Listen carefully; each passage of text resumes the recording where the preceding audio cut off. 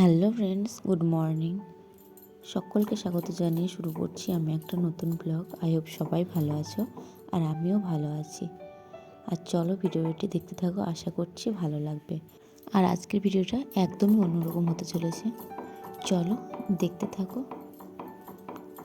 আশা করছি যে তোমাদের অনেকটাই ভালো লাগবে। সকালের দিকে সমস্ত কাজ কমপ্লিট হয়ে গেছে। ছেলেকে হরলিক্স খাওয়ানো, আমার চা খাওয়া, স্যার এসেছে পড়াতে, ওনাকেও চা করে দিয়ে দিয়েছি। তারপর জামা কাপড়গুলো ছাদে রোদ দিয়ে আসলাম, দিয়ে ভাবলাম যে যাই ব্রেকফাস্টটা বানিয়ে নিই। আর এই কি বলো তো, সকালের দিকটা যদি একটু লেট করি, ঢিলাঢালা করি, তাহলে লেটই হয়। আর যেহেতু ওই 9:50 গাড়ি আসবে ছেলে, তার আগে খাবার করে ছেলে রেডি করে দিতে যেতে হবে। এখানে একটু উল্টো, ওখানে ছিলাম বাটিন্দা যখন, তখন তো তোমার সকালেই ছেলে চলে যেত 7টা অবধি।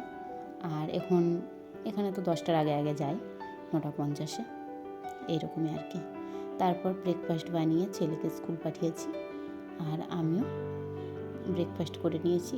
বাসনপত্র ধোয়াধুয়ি করে যা কাজ ছিল সেরেছি, সেরে তারপর দেখো সবজিপাতি নিয়ে বসে পড়েছি। এখন সবজিগুলোকে কাটাকুটি করে নেব, তারপর রান্নাবান্নাটা সারবো।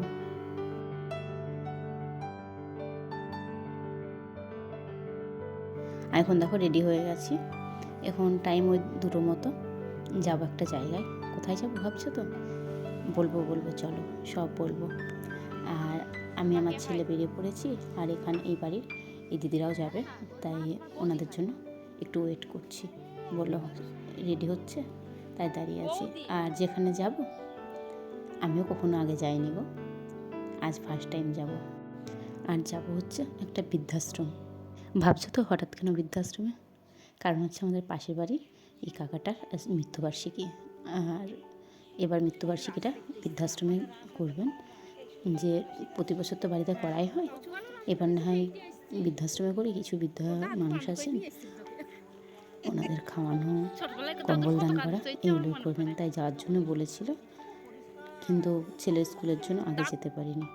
তাই ছেলে স্কুল থেকে আসার পর এখন আসছি। কিন্তু আমাদের বাড়ি থেকে বেশি দূর না, কিন্তু কখনো আসা হয়নি। এখন যেখানে থাকি এখান থেকে একটু দূর পড়লেও আমাদের আগের যে বাড়িটা ছিল, মেনলি যেটা শ্বশুর বাড়ি ছিল, ওখান থেকে একদমই কাছে, কিন্তু তাও হয়ে ওঠেনি যাওয়া। আর এই দিদিটা যাচ্ছেন, ইনি সমস্তটাই চেনেন ভালো মতো, তাই ঘুরিয়ে দেখাচ্ছেন কোথায় কি আছে না আছে, আর কতটা বড় এরিয়া, প্রচুর বড়। আর বলছিলেন আগে নাকি এখানে প্রচুর বৃদ্ধা থাকতেন, কিন্তু এখন আর বেশি নেই। এখন ওই 6টা বৃদ্ধা আছেন আর 3টে বৃদ্ধ আছেন, এই আর কি। আর কি বলতো, সত্যি কথা বলতে এসব জায়গায় আমাদের মতো যে কোনো ঘরের মানুষ থাকেন না। কারণ হচ্ছে দেখো, যেমনই হোক আমাদের ঘরের ছেলেমেয়েরা না মা বাবাকে যেমনই হোক দুটো দেয়। আর যত বড় ঘরে যাওয়া যায়, ছেলেমেয়েরা বড় বড় চাকরি বাকরি করছে, অথচ তাদের মা বাবাদের রেখে গেছেন বৃদ্ধাশ্রমে।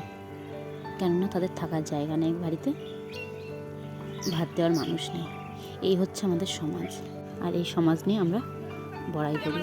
দেখো এখানে এসে আমার ছেলে খেতে বসেছে, আমি খাবো না, যেহেতু মঙ্গলবার আমিষ কিছু খাই না, ওই জন্য আমি আর বসিনি খেতে।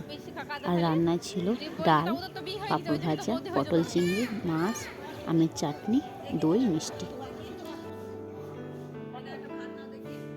তারপর দেখো আবার বাইরে বেরিয়ে এই সাইডটা ঘুরে ঘুরে দেখছি, প্রচুর বড় এরিয়া, আর চারিদিকে গাছপালায় ভর্তি, খুব সুন্দর লাগছে সত্যি। এখানে আসলে মন ভালো হওয়ার মতো পরিবেশ।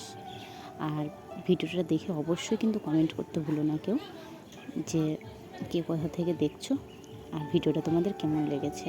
আর এখানে একজন আছেন প্রচণ্ড বৃদ্ধা, চলতে পারেন না। আবার এখানে কয়েকজন মারাও গেছেন, কিন্তু মারা গেলেও তাদের ছেলেমেয়েরা আর খোঁজখবর নেন না। এই হচ্ছে এখানকার পরিস্থিতি। আর সত্যি আমাদের সমাজ বলতে যে সবটাই খারাপ সেটা না, যিনারা এখানে দেখাশোনা করেন সত্যি খুবই ভালো। আর চলো আজকের মতো এটুকু, বাই।